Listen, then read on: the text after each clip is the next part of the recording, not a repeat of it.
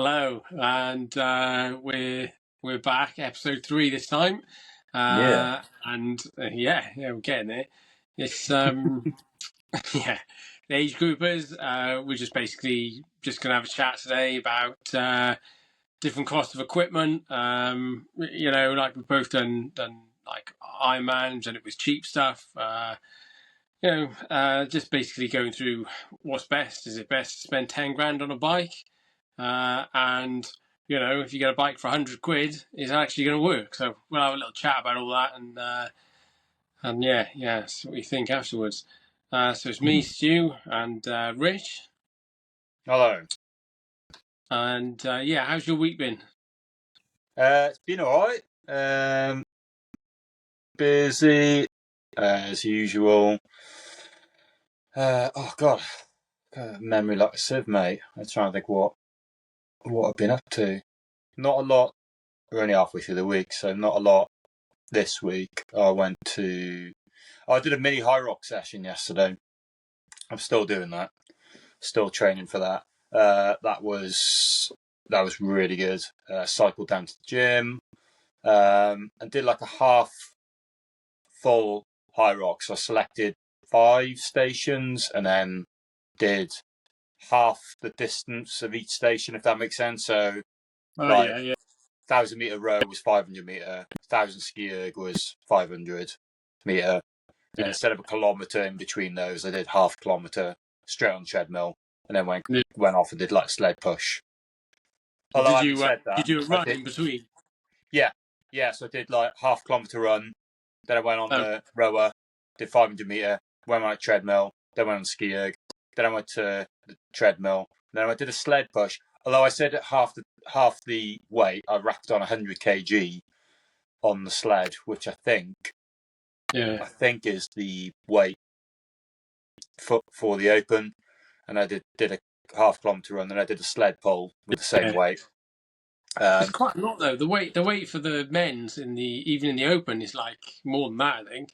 I think it is because every time I see footage, I mean, I'm putting 425 kg plates on the sled, and you got to remember the sled weighs about 30 to 40 kg as well. Oh, that's right. Yeah, you got to add the weight of the sledge as well. Yeah. But when I see the footage on YouTube, I'm always like, there looks about 6 or 7 plates on there, but they may be 20 kgs. I think the pros do 200 kilos. It's something ridiculous. Yeah, I think so. But there's a big weight difference between the men's and the women's comp. Yeah. So maybe we'll have to find that out. I'll have to find out what that is actually. Yeah, I have got a screenshot because, like I said, at the minute my algorithms are just pure high rocks on social, and I did screenshot one of the many apps, and it had the whole like a table with all the breakdown and everything. And I thought that's quite handy actually because I keep forgetting. I should really know them. So when I do like a practice simulation, which I did yesterday, it was really good to be fair. I felt pretty decent after it, and then just to rub salt into the wound, I decided to do some wall balls at the end. So I finished my session and I was like, right, I'm just going to practice the technique because I know you have to drop your hips below knee level. So I'm trying to get the sort of form right rather than, getting my shoulders strong for it. But having said that, after doing the sled pull and push, a 6 kg medicine ball didn't feel that heavy. And I felt all right with that. It was just, I actually did a bit of recording for my YouTube channel that I've been doing, and I've just put a little snippet out and asking people to comment on there for like if my form is correct or whatnot. But then that's what I've been looking at today is form on that, because I don't want to end up going into a race and then being knackered right at the end of it and had a good run, and then all of a sudden the judges are going, you need to go lower, or your technique is I'm gonna end up incurring penalties. So that's what I've been doing. Had a good session yesterday, and like we said last week with life and work, and that life today was really busy and work, and didn't get anything done today, but I have got a quieter day tomorrow. I've got my massage day tomorrow, so I've got 2 clients booked in, but I've got a free gap in the morning and in the afternoon, so I'm either going to gonna do a gym session in the morning. I'm gonna, because the weather's gonna be amazing. Probably gonna go out for a run in the afternoon as well. Yeah, so it's gonna be good. What about you? How's your week been? Yeah, right. Yeah, I did. I had like 2 or 3 brick sessions. They were quite good. So like 20 was it 2K on rower, 25 turbo, 25 miles on turbo, and then like just 10K run afterwards. They went all right, you know. I got a bit bored of the turbo, so I've got to try and change that up a bit. I'm gonna probably. I think I'm going to take like the kayak out or something now. The next like week, got to do that once or twice. I got to break it up a little bit. I got to come up with a few things. And then today did like a 12-mile run today, so that was pretty good actually. I felt really good at that run. But yeah, I mean it's going quite well, but I just got to keep changing it up a bit. I'm getting like I've got to keep the running up for the man versus horse, but I've also then got to try and build the bike for the Eastbourne Triathlon. So yeah, I'm kind of working out the plan a little bit without overdoing it as well, because you want to take your whole life, so you want to create that nice little bit of balance, like, you know. Yeah. So yeah, I've got to get the bike out as well, and I've got to spend a bit of time tidying that up, and I think I'm going to do that next week. Hopefully, the weather's looking really good, so I might weather's try and looking, weather from tomorrow and I think Friday onwards, and it's peaking at 29 degrees next week. It's bonkers though, isn't it? It's been freezing, and now it's like really cold. It's been freezing cold, and now it's going to be boiling hot. And it's like, oh, I'm just so sick of the weather in this country sometimes. It's difficult. It's difficult, isn't it? Obviously, that's another episode to talk about, is, you know, our ever-changing climate and weather. Like, obviously, when we were nippers, I always keep saying this to people when I chat in the barbershop. I remember August, and we grew up in South Wales, like right on the coast, where most of our weather systems come off the Atlantic, where Wales is windy and wet throughout the year, more than central England, say. But I remember August just being how the weather is next week, like for the whole month, you know. And it's just it's like hot and cold at the minute. I know we're through that transition phase of the year, but in a week we're into June, so it should really be settling. But I know it should be nice now. And the thing is, like, the weather. But then, as when we were younger, I think everything felt warmer. Like, I have this year, probably the last couple of months, my hands and like stuff are feeling the cold more. So my hands are getting colder. Like, if it's cold, my hands and the tips are getting like, you know, and it's really bothering me now. And I'm just like, you know, it's just, these are the things that are going to happen as you're getting older. It's going to be like, my hands aren't as warm as they used to be. And, you know, when you're getting out on that first mile of the run, like today, I probably got through 3 miles before I started to feel warm. You know, I was like 3 miles in, what are we, mid-May? I should be like, I should just be warm after the first sort of 500 meters. I should be sort of half a mile in, being like, right, you know, and like ready, but I'm not. Like, it's 3 miles in before I start to feel warm. And I'm like, I can't, like, that's why I want to go abroad all the time. So I book so many holidays. The country does more my head in. consistent weather, isn't it? Yeah, it's. I mean, my training is better doing that though, because we went to Portugal at the beginning of the year, so January. We went for 3 weeks, and it was so much easier. You know, even though it was a little colder, it wasn't. You know, when the sun comes out, it's actually warm sun. Whereas you just don't even feel the sun in this country in January. It just disappears. You know. Yeah. Anyway, I suppose we're going to talk about equipment, which is a funny one for us because you did Ironman Wales in 2014, and you did it on the Giant Defy, wasn't it?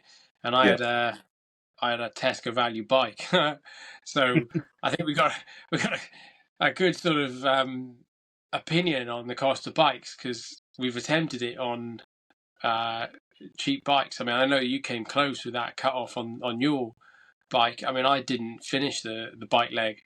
I still got that bike actually. I use it on my turbos right now. But that was £100 that bike, and I suppose maybe it's naivety. You do have to have a somewhat decent bike, it's a struggle, you know, to do it on a cheap bike. Yeah. Like, I don't know how you felt about it. Yeah, do you know what? I again, I talk to a lot of different people in the barbers from different backgrounds, and I've got a few guys that are into Ironman and triathlon, and I was telling someone not that long ago about 10B, and they straight away they're like, oh, you know, it's one of the trickiest ones on the circuit, isn't it? And I'm like, yeah, it's one of the toughest ones for sure. Yeah. And then I said about the bike. And they were like, oh, what was the work? I was like, well, it's just a bike. And they were like, why do you not train enough? I was like, no, I don't think it's a train. I just like, I just did it on this like Giant Defy and aluminium frames. And this guy was just like, what? Like gobsmacked. And then it's only really occurred to me, even though it's 12 years ago, that I was like, yeah, actually, that's at the time, I think I was embarrassed on the cheap bike because, you know, it's like when we were going on Saturday to register, I mean, you were seeing people drive their cars down with bikes on the roof that were more expensive than the cars they were driving. Do you know what I mean? Yeah. And it's like, and we're wheeling these like £100 bike like you had. Mine was a 480, £500 bike, which is level entry. It's aluminium. I think I was more embarrassed. I was like, not the fact that, hang on, this is a ridiculous ultra challenge event anyway, but you're doing it on a really heavy bike, which is even more of a challenge. And that's only really kicked in recently. That when I think back on it, I'm like, you know, I don't blow my own trumpet, but I think actually kudos to us. I mean, I know you got swept up on the bike leg, but I was half hour off the cut off. I got into T2 at 5 p.m. and the cut off was 5:30. But I'm like thinking, it's really daft, wasn't it? It's like kudos to us because those bikes are heavy. Your bike was like a tank, wasn't it? It's like a lump of metal. Horrendous, that bike.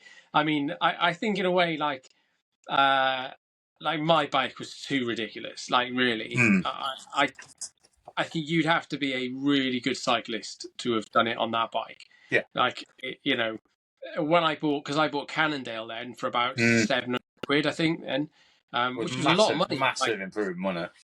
And it was completely different, you know. Yeah. When I went out on that and I was training, I was like, this is crazy. But then I missed the cutoff in 2015 by like minutes. I can't remember what the time was, but I got into the transition and it was too late. They wouldn't let me out on the run. That was frustrating. I mean, 2014 I didn't mind because I think 2014 was like a bit more fun. It was a learning experience. So I wasn't too disheartened. But 2015 I felt probably the fittest I've ever felt. So, you know, I found that really hard. I found that quite a sort of fitter one, that one is. But then I suppose, like when we talked about it, we laughed about it. I did the swim breaststroke. Yeah. I took a cheap bike and, you know, I didn't have cleats, just did it in normal, like, running shoes. Well, not even running shoes, I don't know. So then I think I got into this mindset of I'm not gonna buy my way to an Ironman. That's kind of the attitude that I had then, because I felt like I had to keep like that core sort of like where I started. I felt like I could, you know, you could throw loads of money at it, get like a really good wetsuit. So when I did Barcelona in 23, I rented a bike, and I had Velcro straps on my feet, and I just had normal shoes, and I didn't even wear a wetsuit. I decided on the morning just to go in a tri-suit, and I had the cheapest equipment like ever, and I think in one way I felt like it was more organic to me. Like it felt more like, in a way, and I don't want to take that away from people who like obviously put a lot of money into it, because I think it is important. But I think there's this balance between, are you trying to like qualify or get a time, or are you just trying to finish? And I suppose that's where the balance comes in, isn't it? You know, like, how much money do you want to spend on a bike? How much money do you want to spend on a wetsuit? How much money do you want to spend on goggles and a watch and, you know, cleats? And it just goes on and on and on. And then suddenly, people are talking 20 grand when we're looking at like a couple £100. I mean, Barcelona, it cost me 90 quid to rent the bike, and we got cheap flights out there. So Barcelona only cost me less than £1,000, and that was with Rage coming with me. That was with the entry fee, with the accommodation, with renting the bike. I bought no new equipment. I just had all the same stuff. So that's like that one side, isn't it? Like, how much do you spend? Yeah, I think it comes down to like, I think it comes like with your values and your beliefs, and like like you're saying about it being organic. That's absolutely cool, and I completely get that and understand it. But I think the average Joe, I think most people would just be like, "What's my budget? What if I'm a family man or family woman, or I'm single? I've got a good job. Have I got expendable income that I want that hoop stuff, or the Zone 3 and all the Cannondales and the Specialized bikes and stuff like that." And it's like you buy into it. But yeah, like I think my point is that it's not necessary. Like, you don't have to spend that. Yeah. Absolutely. We're proving points to that. Yeah, but if you haven't got the money, I think this is part of it. Like, if you haven't got the money, that shouldn't stop you from entering like an Ironman. Do you know what I mean? Like, if you haven't got that massive budget, you can still enter it. I think some people get put off by saying, "Well, this is going to cost me like 10 grand." Well, it doesn't have to cost you that. No, it's going to cost you that if you want to get a really good time in or even if you want to qualify.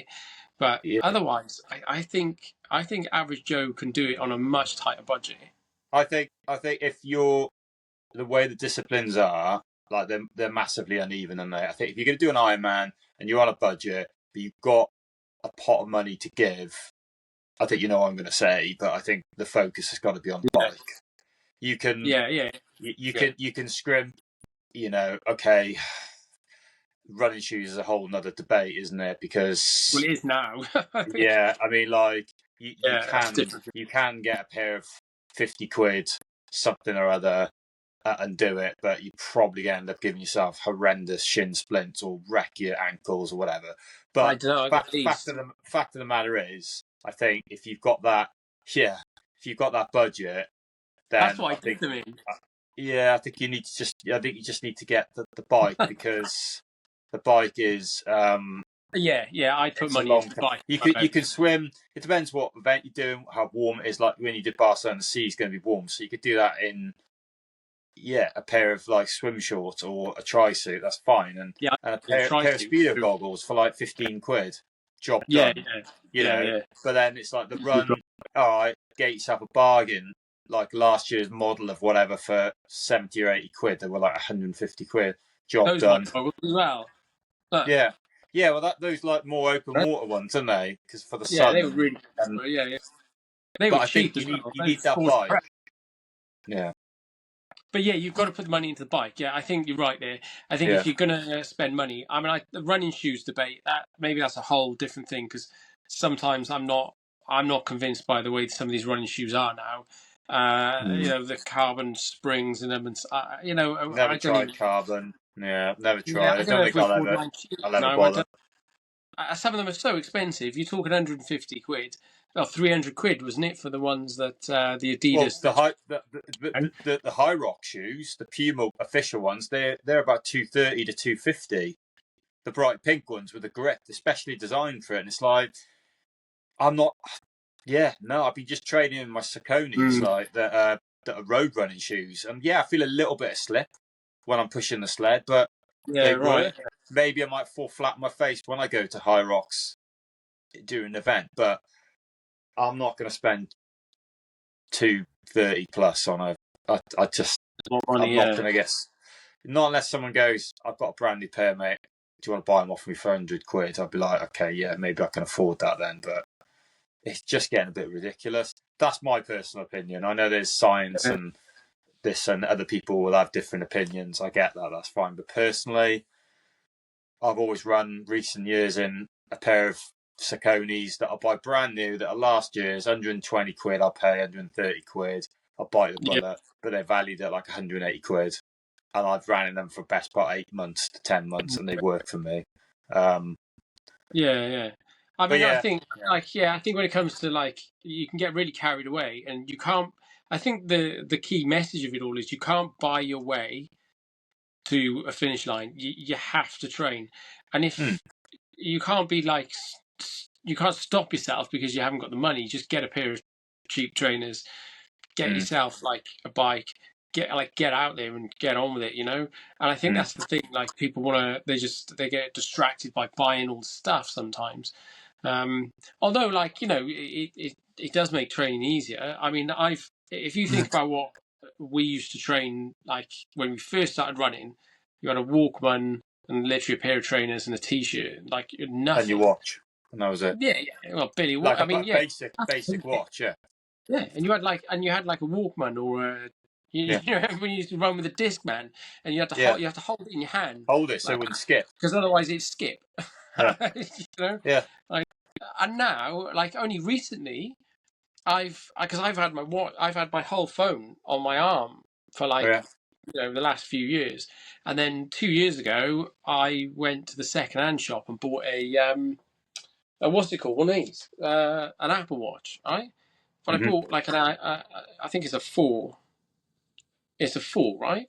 So it was cheap, but then the AirPods things, they were cheap, and that's been like a game changer for me. Like I really have found that like massive difference. You just put the watch on, put those in, and those are all like cheap sort of budget versions of everything. I you know, I am contemplating whether I upgrade the watch now, but we used to run with none of that. So you know, now we've got Strava and all of these things, and we're sort of consumed by it all a little bit.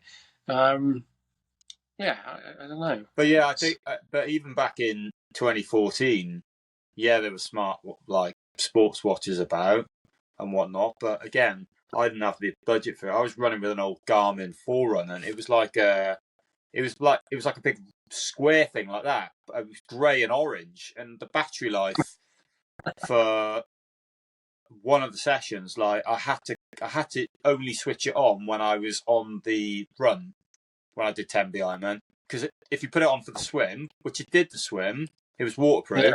It would have conked out. It would have run out of battery by about 2 or 3 hours into the bike. So I had to buy like a little cheap £20 bike computer, which incidentally died on my bike run. I don't know what mile I went into it. I remember getting to a water station, said to this lady, bless her, I picked on the wrong lady. I think she was like 70 odd years old. And I said, what mile mark are we at? You know, she didn't know, which was mad. And I was like, oh, my bike, and I trained with this little mini bike computer, and it just died. So it's just like, that's what I had though. Didn't have a tech even in 23, I still had one of those bike computers, and it wasn't like it had literally had a cable that came off it and went round the front wheel, and I still used one of them. It was after Barcelona that I went and bought an Apple Watch. Well, actually, it was a bit further after that. It was after, it was in 24. Yeah, in 2024, I bought the watch. So my whole life, I'd been training with like really limited kit, and suddenly I've started to change some of it now, because I'm like, oh, maybe I need to really think this through a bit, because I'm kind of making it more miserable for myself. And to be honest, there's so much secondhand stuff that you can use, like out there. Then you can you can totally change your training for 40 quid just by getting an Apple. And again, that wasn't 12 years ago. There wasn't stuff like Vinted and all these apps that look on your phone and go, oh, someone's flogging a decent Garmin bike computer, which is normally about 280 quid, for like 80 quid now.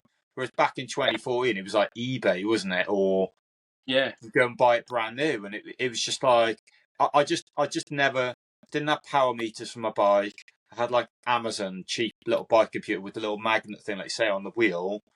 And it was my old Garmin Forerunner. I can't remember what model it was, and that was literally it. That was it. It was basic Strava, I believe. Yeah, I think I was on Strava then, and the old Garmin app.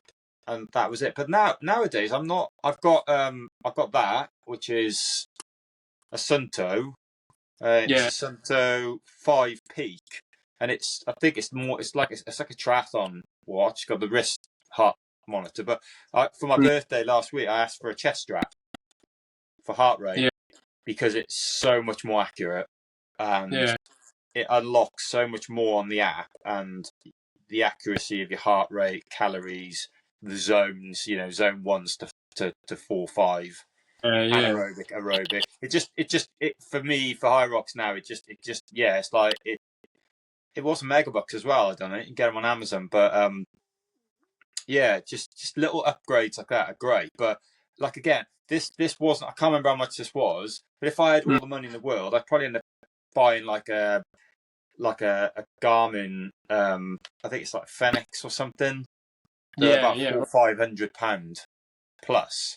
But I don't have £400-600 for a watch, so I think like if there's pieces of kit, like that's you got to pick the pieces of equipment that you feel are going to make that difference. Like for me now, changing to that watch, I'd get the the Apple 10 watch, right? I would upgrade to like the not the top. I don't know if that's the top one. There's ones above that, but I probably would go and spend on that.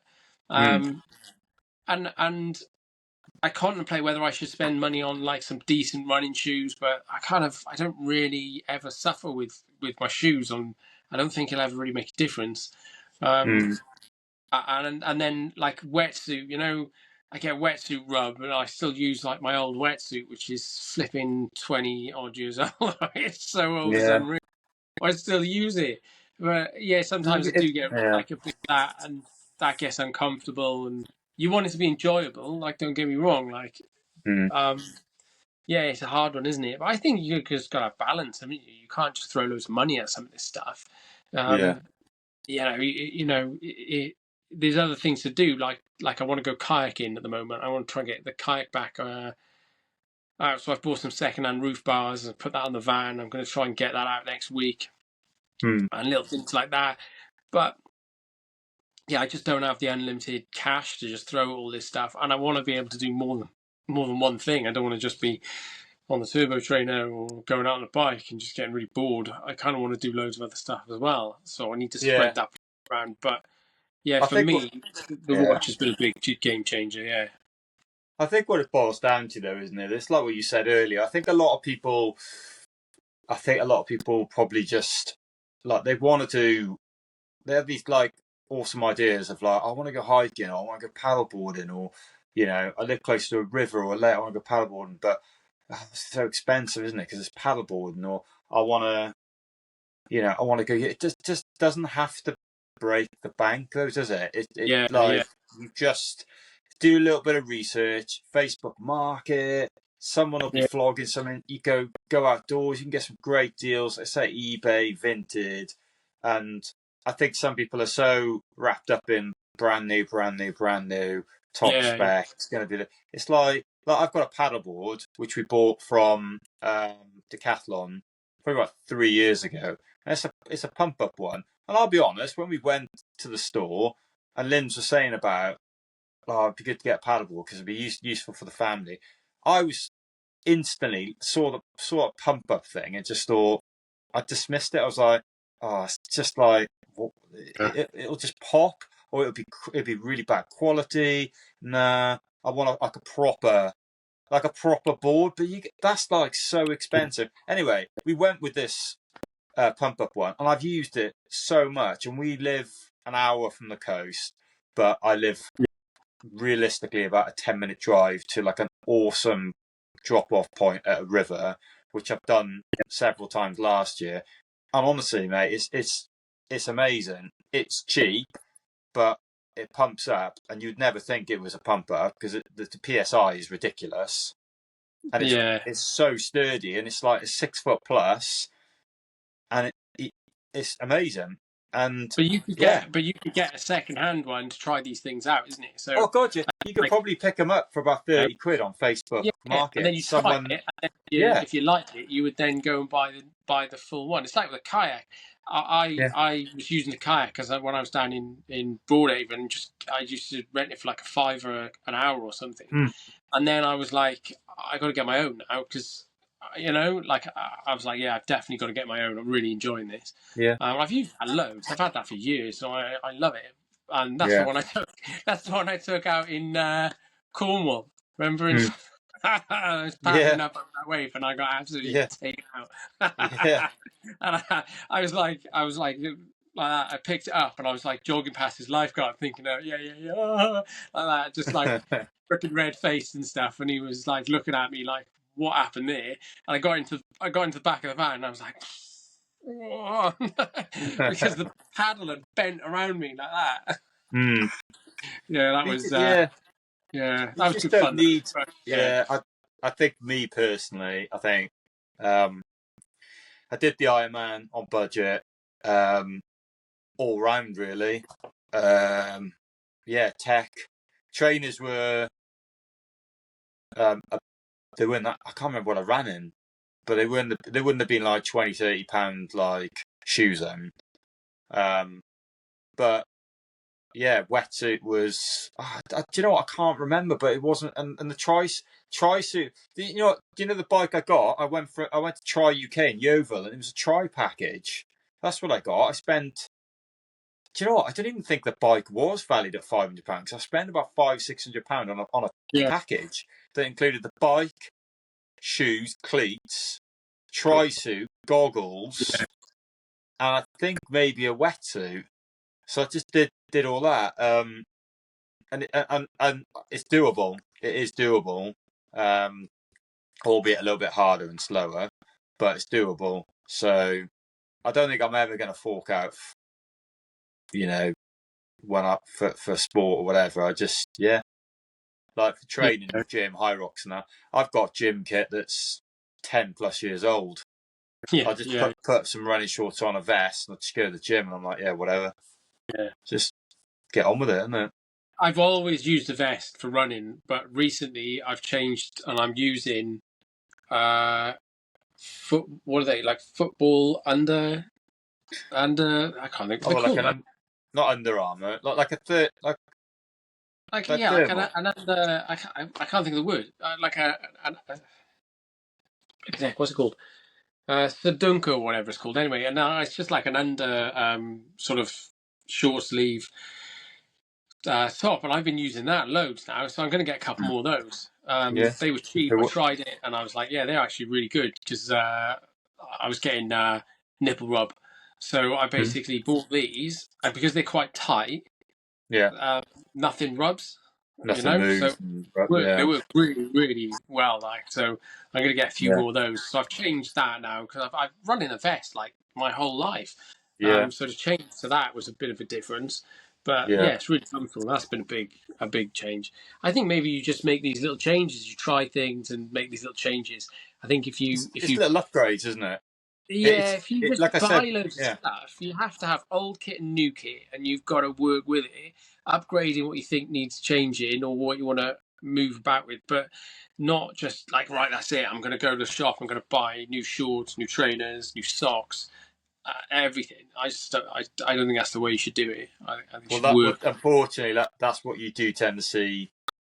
I think if you're at a gym like I am, you do tend to see within that first month of the year, isn't it? Everyone kind of like covers themselves in glue and runs through like a Gymshark store, and they're like, right, let's go, got everything. And then within a month, the novelty's worn off, and they just realise actually, it's like consistency, and it's all become a bit of a fashion parade more than let's just crack on for what you're there for, isn't it? Rather than that happens. Shiny new stuff, doesn't it? That happens in all sport. You see that. It does, I can't just say that for just the gym. Yeah, that's right. Yeah, you are right. Yeah. Maybe I'm a bit old school, but yeah, I think I am. I think we both are like that. It's fine in a way. I'm not running down people who want to spend loads of money on it either. If people want to do that, then that's great. They've got the budget to do it, and they're enjoying it, and it makes it fun. That's the main thing, isn't it? Yeah, and that's fine as well, isn't it? To get into it that way. But yeah. So anyway, what have you got planned for the next week? Apart from getting a suntan, Yeah. yeah, I think with the weather changing now, tomorrow, I think I have got, like I said, I've got a snippet of opportunity, so I might just get out for a 6-7 miler. I've got a good 6 to 8 mile route out in the sticks. It's lovely, so I might do that tomorrow, and then Yeah. Friday, Saturday, because Lynn's home, I'll be up crack of dawn, like gym at 5:30 in the morning before work. Friday, Saturday, I'll do the same, and it'll be like mini high rocks, and I'll be focusing on broad jump burpees, farmers carry, and like wall balls. And then I think, starting next week with the weather being good, I think it might be a lot of early morning runs, because I'm running more and more. My pace is coming faster and faster again. I'm getting back into it, and high rocks is more of a running event. Yeah. Station, Well, you so have to do a decent 10K. You need a decent 10K to go into high rocks, really, don't you? So you need. What about you? What about your week? Well, I'm basically trying to set up a surf lifesaving school around here. So I've been working on this for 12 months now. But I got a meeting tomorrow. I've got a couple of phone calls to make between the council, RNLI, and Surf Lifesaving GB. So hopefully that'll come together. That'll be really good, because the kids have been amazing. we set up the junior park, and kids love it. So the kids will love this one. We've got nothing like it around here. We're right on the beach, massive coastline, and there's no sort of water safety stuff. So that'll be really good. Surprises me. Yeah, so it'll be good for the kids, that one. But training wise, I gotta get. I think this week I'm gonna be doing some shorter brick sessions or longer runs. I don't really know how to do it. I don't know which one to pick yet. It'll be one or the other, and it depends like what I do tomorrow, and then I think I might do sort of like 2K on the rower, like 10 miles on the bike, and then just go for like a 5K run type thing.